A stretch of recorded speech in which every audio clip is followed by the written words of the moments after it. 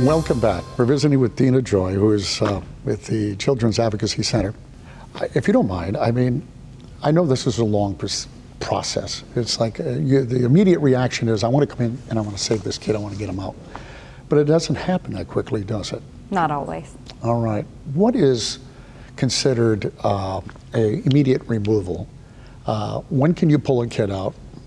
Is it physical? Is it mental? Is it both? How does that work? It could be both. It could be any of the above, and it really is related to safety of a child. So the Department of Social Services is charged with deciding whether or not a kid is safe at home, and that safety could mean emotionally and mentally safe in their home, or it could also mean physical safety. And so typically if a kid discloses that something is happening in their home by someone that lives in their home, then the Department of Social Services will do what they refer to as a safety plan with that child and that family, the remaining caregivers in the home who are non-abusive caregivers to them. And so that safety plan would include removal of whoever is in the home that's actually abusing that child and keeping that child physically safe, but it also would be in regards to making sure that there are no threats that are being made to that child after that person's removal. How do they do that? They can't be there 24/7.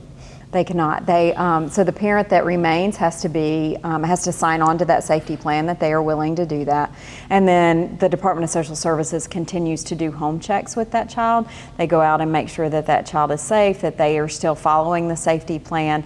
And then they also, for those children that are coming to a Children's Advocacy Center, are getting evidence-based mental health treatment and meeting with their victim advocate. And those people are also checking in to make sure that that child's needs are still being met at home. There's 100,000. You guys take care of 18,000. It would seem to me that what you do is incredibly important, because this is a long-term process, right? And this is where, if there's continued abuse, or the guy is back in the house, or whatever it is, you're probably going to learn about it probably before Child Protective Services. Am I wrong in saying that? No, it's certainly possible. And again, okay. Children's Advocacy Centers were created to essentially be the will of a hub that's holding all of the investigative bodies together. And so if we do find that out first, then we are charged with making sure that all of those investigators have that information immediately in order to edit the safety plan accordingly. How long do you have a child, the process? Children's Advocacy Centers have kids and families until the kid and family either chooses that they no longer need that service if it goes beyond their court case. But we will stay with them until it's through court, which typically takes 3 years. 3 years. And the end result for the child, tell me about that. I know kids are resilient, but that's a lot. Is there a happy ending to this? There is. So we actually track our kids and our families through what we call outcome measurement systems, where we are actually polling those children and families throughout the 3-year process or longer that they happen to be with the Children's Advocacy Center.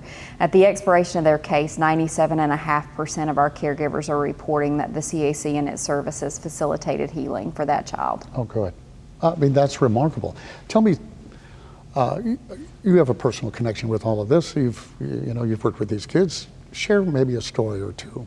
Yeah, so how has it impacted you? I tell my Children's Advocacy Centers all the time, if you can't put your right and left hand down and picture children that have impacted your life in some way, then it's time for you to no longer do this work.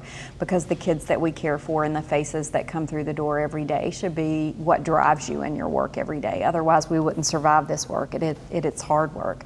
For kids that I have spent time with, there are several that come to my mind for sure that just have changed the way that you see the world.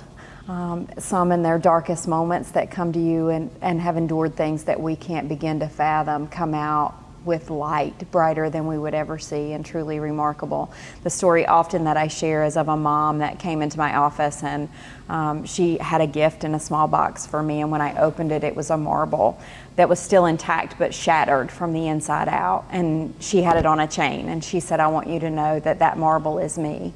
And I said, "What do you mean?" And she said, "We came to you and we were broken." And she said, "I couldn't understand how we would ever be made whole again. We were shattered." And through our work here, what I realized is all of the cracks actually made us shine brighter in the world. And when you hold the marble up, the light hits the cracks and reflects it back into the community. And she said, "That's what you did for us. You gave us our light back, and now we shine more brightly than we ever did." Wow. And on that note, if people are watching and want to get a hold of you, what's the best way to do it? Always pick up the phone and call us.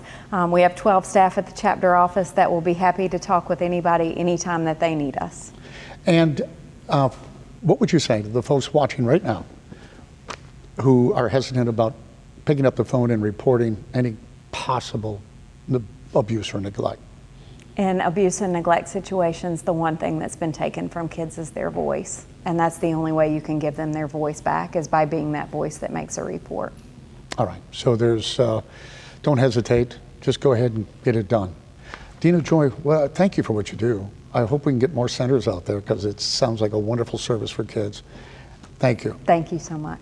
And thank you for watching. We hope you enjoyed today's show. If you have any questions or would like to know more, well, you can visit our website at raleighcw.com and myrdctv.com. And I'm Bill LeMay. Thank you for watching Community Matters, and we'll see you next week.